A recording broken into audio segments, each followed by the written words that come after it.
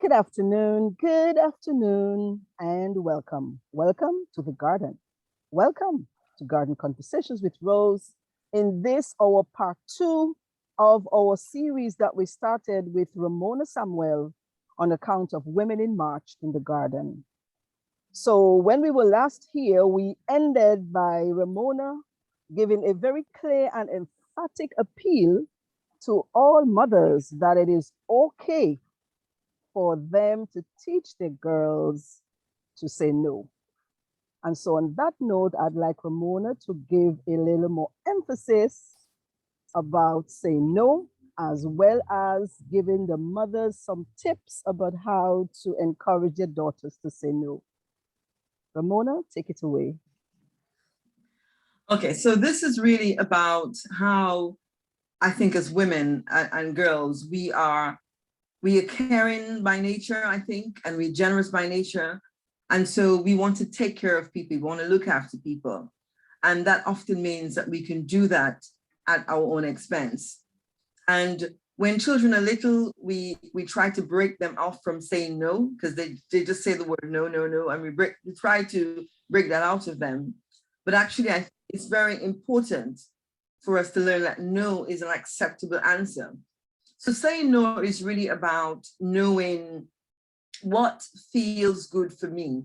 And it's not about being selfish. It's not about saying randomly no just because. I mean, you can if you want to, that's okay.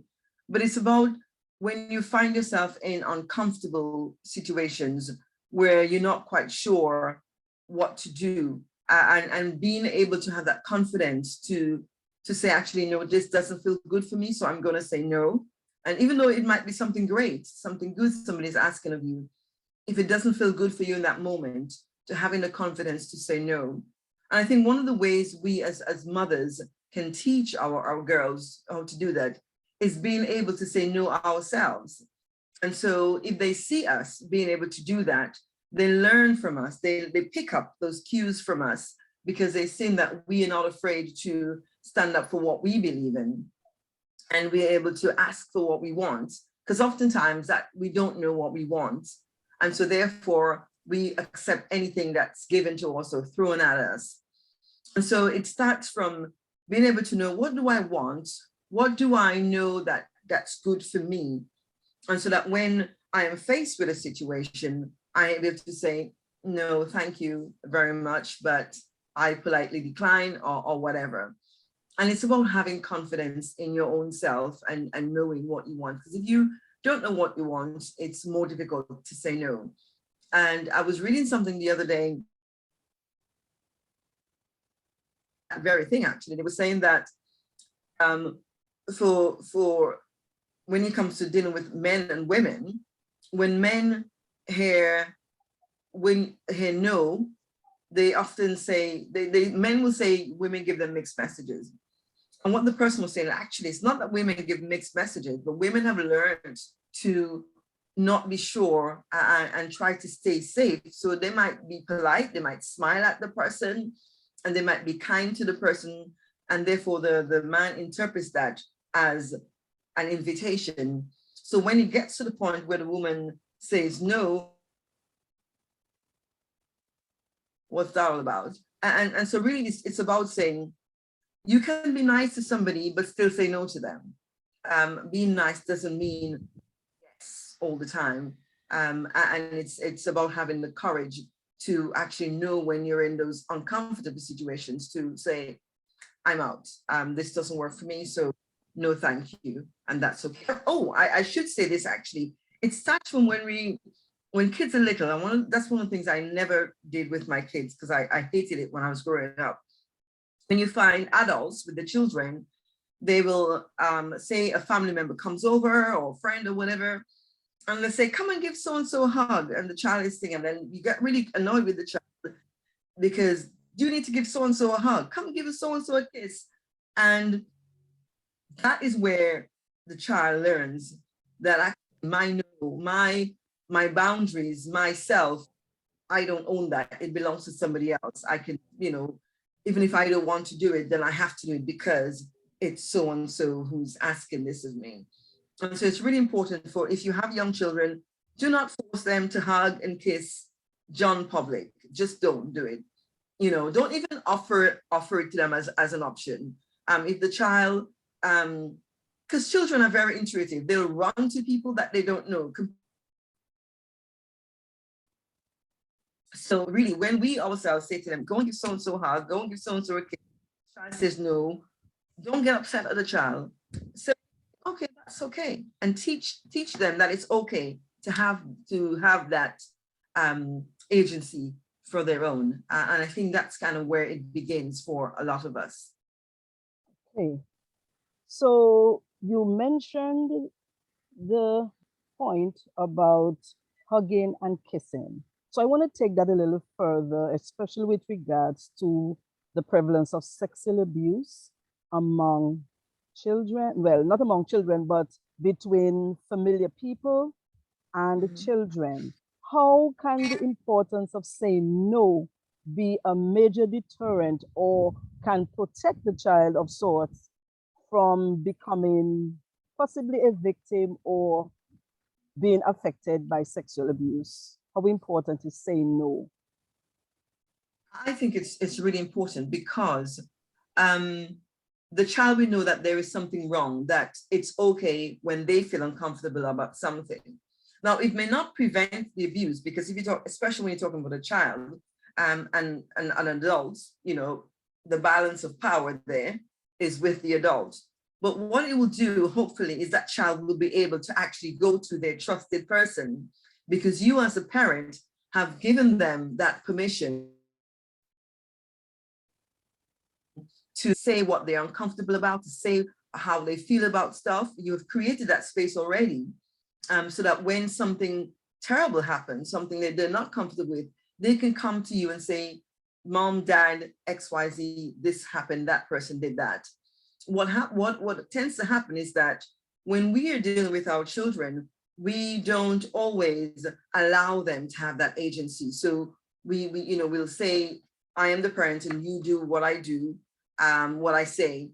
And we don't teach them that it's okay for them to have their emotions and have that feeling of comfortableness in them. So, for example, I remember I would say to the kids, if they cry about something that I've told them of, I would always say to them, it's okay to cry. Crying, that's fine. You can cry.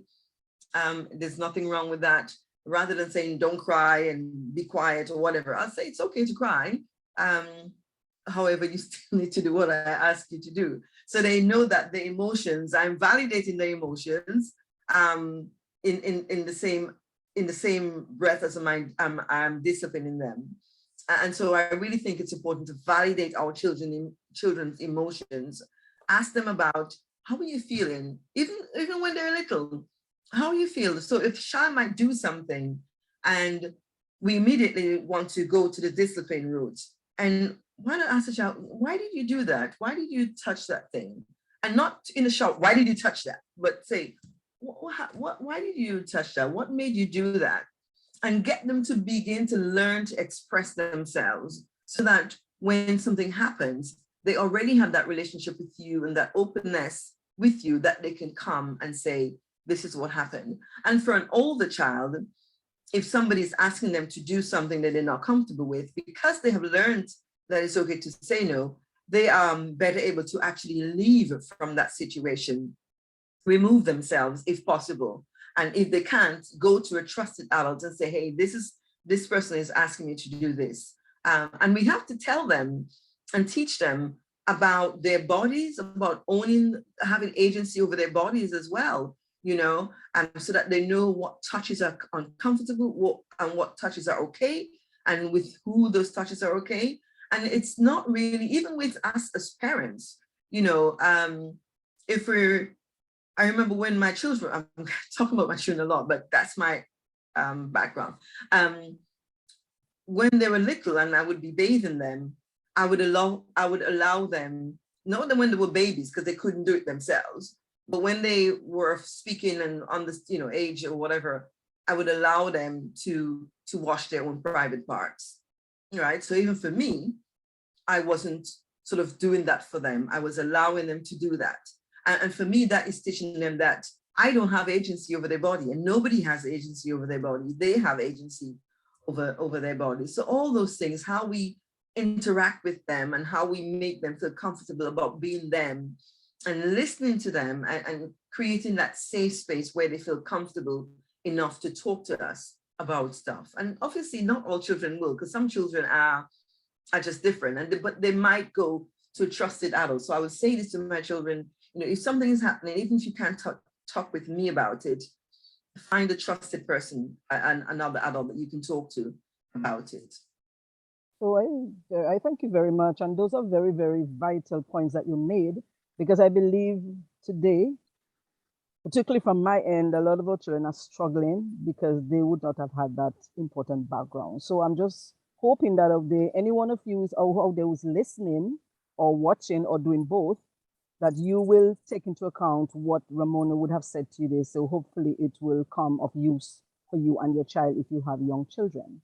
So Ramona, when we talked about a woman and the woman being herself, being bold, being vibrant, we also talked about the woman having many parts. And those parts would include, in my own words, her words, her worries, her wars, her wisdom, her womb. And I just want to pause a little bit when I say the womb. So, of course, the womb we all know as women is that physical part of ours that nurture and care and hold our unborn child. So, while it is true that we can talk and we can hold dear to our womb, I also want to explain that the womb here can also mean spaces, environments, areas with which the woman is part of. So, how do you say you would have embraced all those parts of you? And of course, we don't want to forget the part of our worth.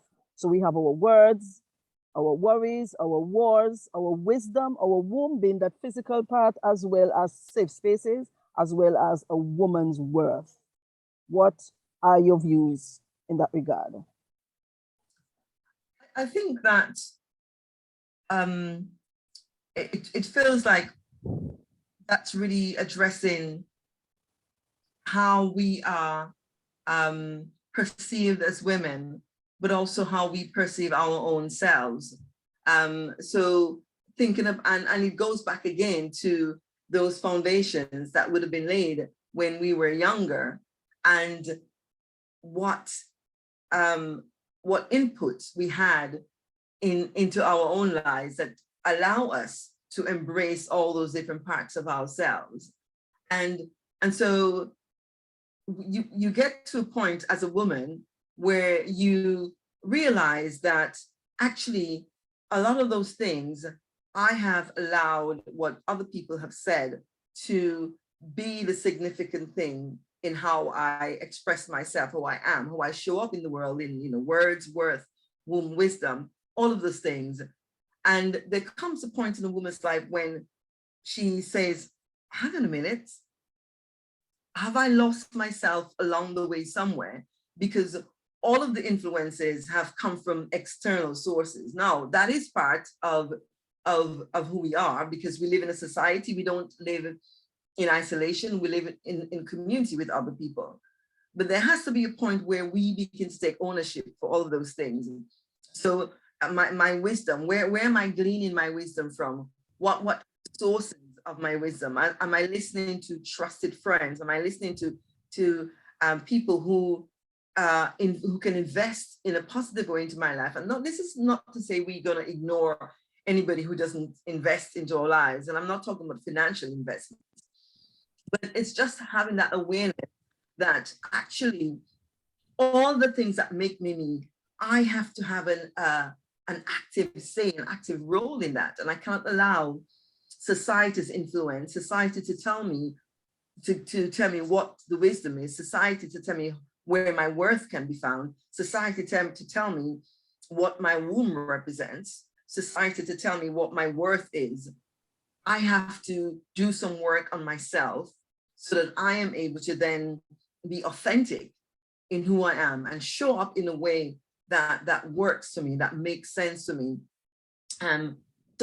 So that there isn't confusion with when I say it's not there's no confusion with people who are listening, people who are observing me.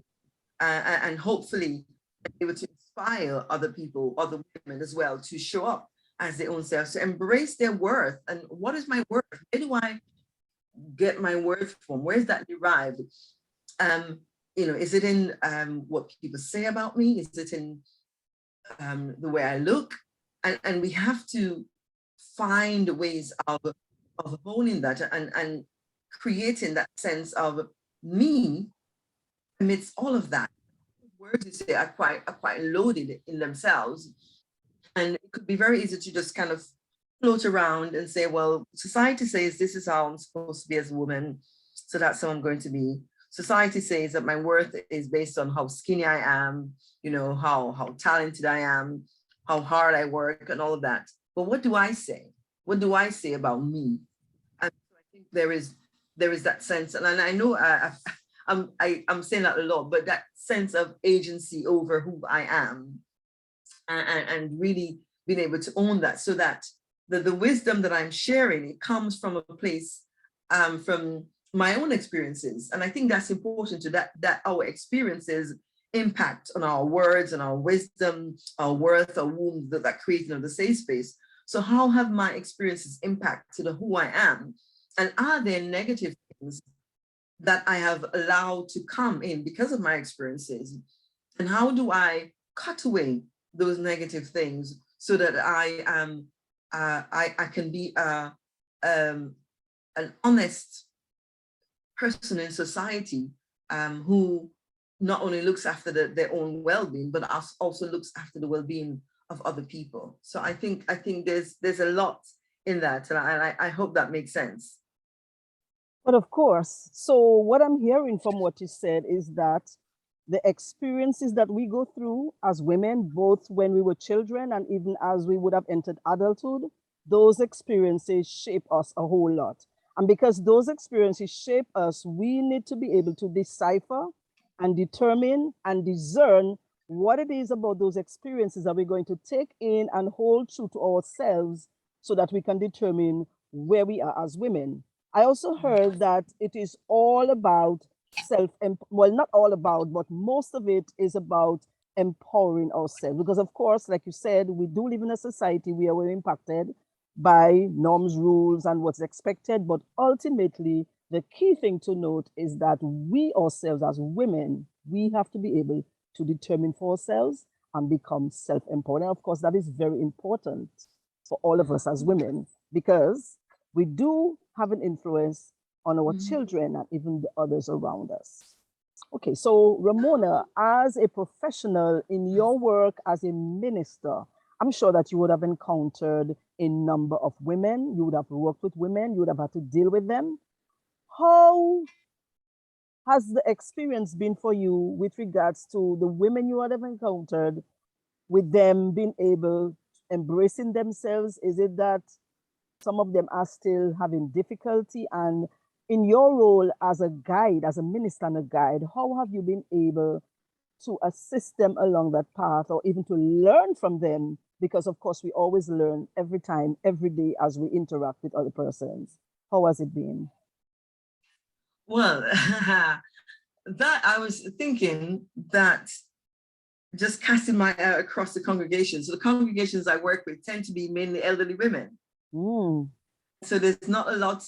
I feel I'm just learning from them, actually. And I watch them, how they are, especially the really older ones, ones that like in the 80s and 90s. And I love sitting and listening to their stories. And I remember this one particular woman that I just felt, gosh, she just sounded like this, like she was 10 feet tall, and she had this strength about her, even though she was, in a weakened state in terms of her physical body because of her age. She had this inner strength about her that really just captured my attention. And she, she said,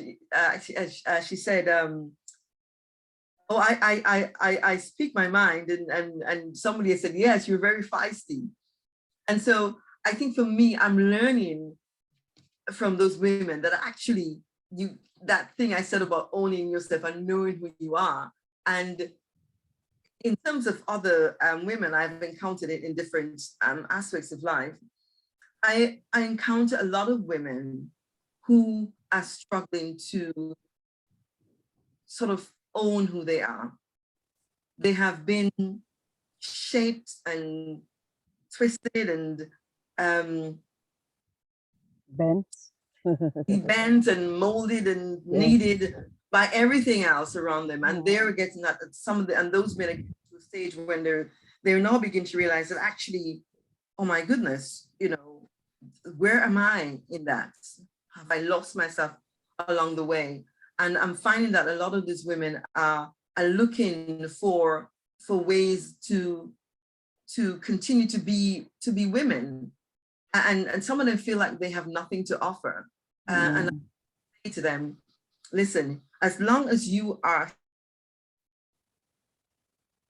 for you to give, it doesn't matter what it is. It might look different to what somebody else can give, but there's always stuff that you can give. So in my role, I find that I take on a role of encourager, really, encourage them, especially around the area of creativity, which I do quite a lot in that. And so some of them will say, I'm not creative, or I don't know. And it's really about encouraging them and boosting their self-confidence, because even though they are a lot older than me, they are lacking self-confidence. And I think that's really sad.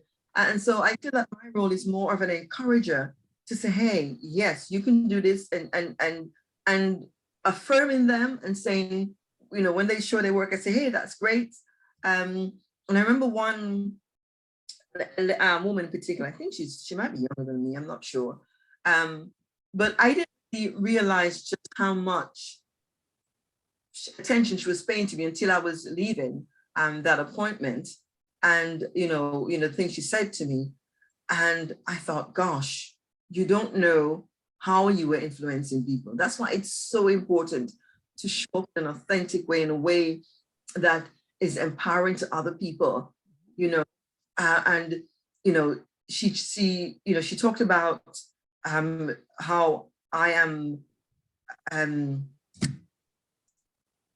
people use the word brave a lot when they tell me I'm brave, or they like my passion, and they like my spirit, my aura, if you like.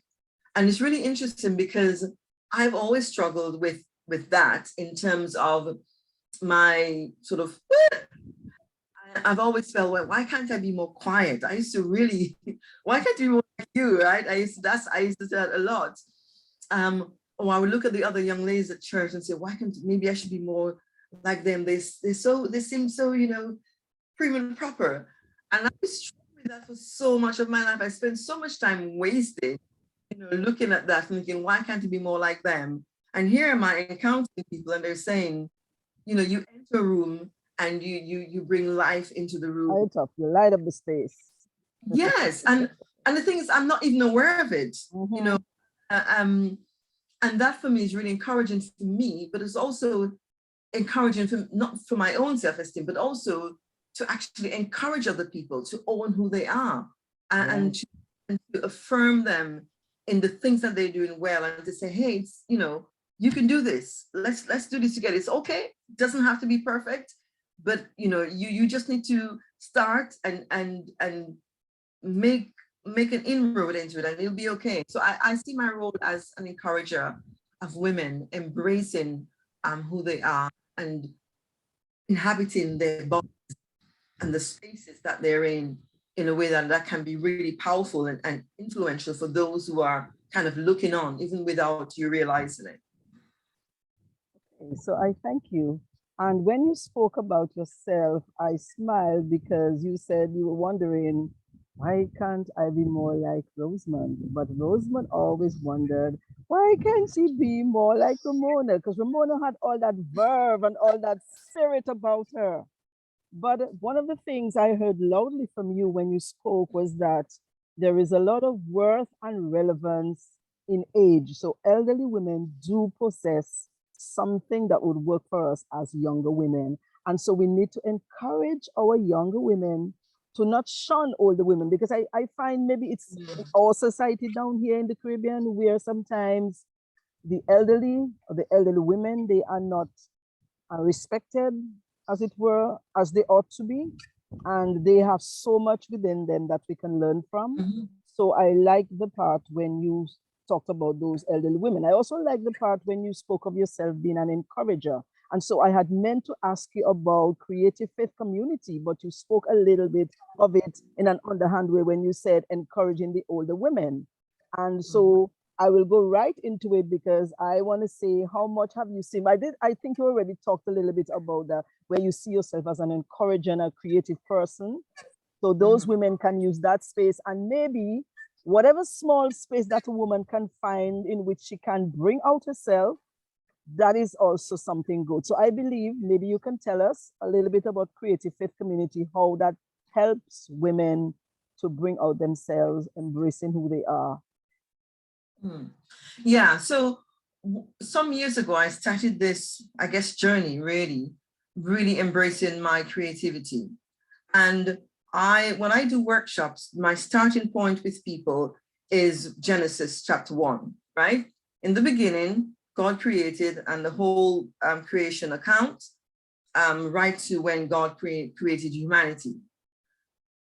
And we notice, we say this, God created us in God's own image, yeah, in God's own likeness.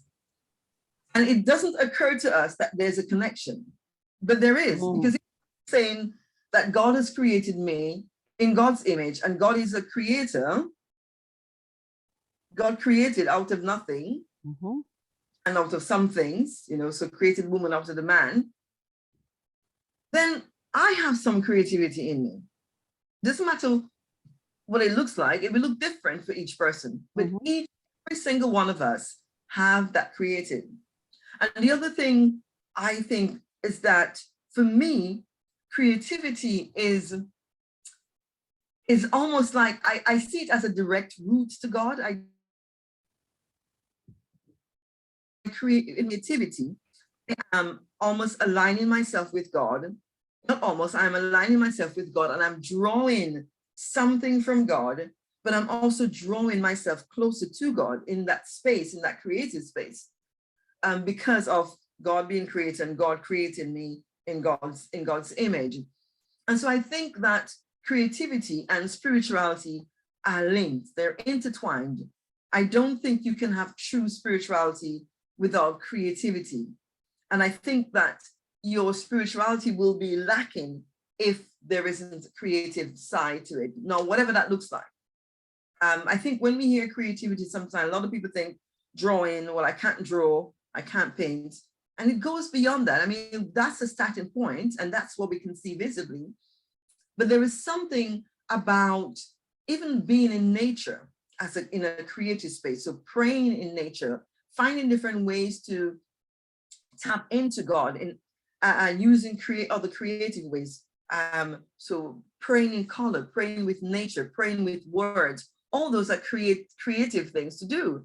And it's a way that we can get closer to God. So Creative Faith Community, which is an online group, is really about bringing people together, encouraging spirituality, encouraging people to grow in their discipleship, to grow in their faith with God through the creative means. And whatever it might be for some people. So, I mean, we do, every month I put together a scripture writing plan on different themes. Sometimes we look at a particular book, and I just encourage people to read the scripture, read it, write it, and pray about it. So it's very simple: read, write, pray. Anybody can do that, because sometimes we feel that, so I'm going to preach in a moment. I'm preaching now. We can feel as if we don't know how to approach reading the Bible. It can feel really daunting, or we don't know how to pray. It's really simple if we think about it. Read the scripture, write it out, because there's something that happens in the action of writing up the scripture. I have found that to be really powerful since I started doing that, writing it out and then saying a prayer. And actually, I write a prayer, just a couple of sentences based on what I've read. I write out a prayer. So read, write, pray. And that can transform your spiritual life, and that can lead you to want to go deeper into the word. And people I do a lot of painting and stuff. And a lot of the people who started up saying, I'm not creative, I don't know what to do, are doing some amazing things. I'm like, wow, look at what you've done, look at what you've created. And so really, my aim is to encourage people. I have a kind of personal goal to demystify prayer. But that's probably for another topic. Because I think we've made prayer to be too complicated, and there is a way to demystify prayer. So that's all part of the creative faith community, encouraging discipleship and spirituality through creativity. Indeed. And I particularly liked when you said, read, write, pray. That sounds like the 3 hours in education when we say reading, writing, arithmetic. But in particular, when we write, there's something that happens when one writes something. When you write it down, it tends to stay with you and you remember it, so that when you are really down and out, you can go back to that, what you have written, to find some comfort for yourself. So I am so happy that you have this group. And because we're winding down really nicely into our interview, I just want to out there encourage all of you who are listening, particularly women, to go to Facebook and find Creative Faith Community, join up, sign up and join. I am certain I myself am a part, although for me, my thing is taking photos. So I find that when I take a photo and I do a prayer or writing of something of sorts of scripture, it works for me. As Ramona would have said, your creativity comes out in different ways. So those of and you share out that. there, I want you to share those, okay? Share those. yes, I need to, and I thank you for your encouragement. So those of you out there who are yet to join Creative Faith Community, I want to encourage you to go out there and do that. So Ramona, we have come to an end of our part 2, closing off the month of March. We are now in April the 3rd, and I want to thank you so much for collaborating with me. And I also want to publicly say out there, I know you know it already, that I really do appreciate you. I love you and appreciate you as a sister, as a woman, as a biological sister. You have been a source of encouragement to me in many ways that you do not even know. I want to also encourage you to continue being that creative person that you are, that warm, kind soul that you are, that bold and vibrant woman who steps into herself, coming way back from that little girl who was inquisitive, a little disgusting, as we would say in our region sometimes, doesn't want to listen, but you'll always be forever my little sis, my little babe, my gorgeous babe. You are a beautiful person, the woman of God that you are. You're a great mother. You're just a wonderful person. I want to encourage you to keep being the woman that you are.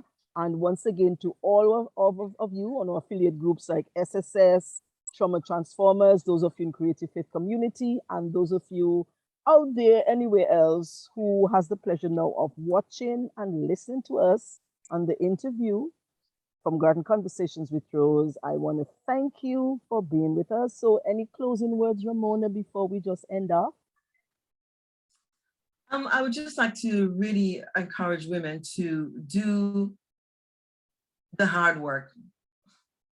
Ask yourself some hard questions. Look inwards at yourself.